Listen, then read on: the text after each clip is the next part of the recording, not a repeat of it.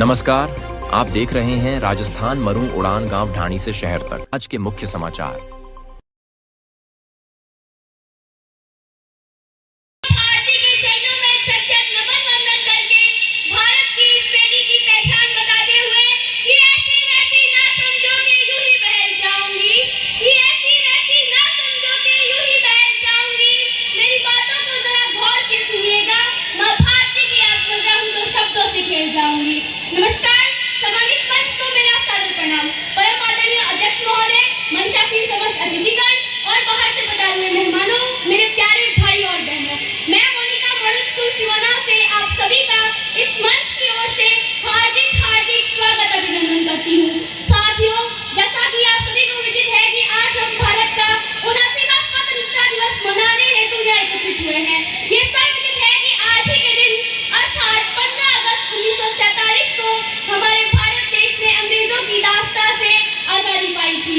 स्वतंत्रता की बेड़ियों को तोड़ने के लिए मां भारती के हजार वीर सपूतों ने अपना सर्वस्व न्यौछावर कर दिया। तब जाके आजाद हिंद का आजादी का चमकता हुआ सूरज देखने को मिला। साथियों, ये आजादी कोई खराब से मिली हुई वस्तु नहीं है। इसकी कीमत मां भारती के अनेक वीर सपूतों ने अपने लहू से अदा की है और इसको बनाने के लिए हमें आज भी उतना ही संघर्षरत रहना होगा जितना संघर्ष हमने आजादी के वक्त किया था।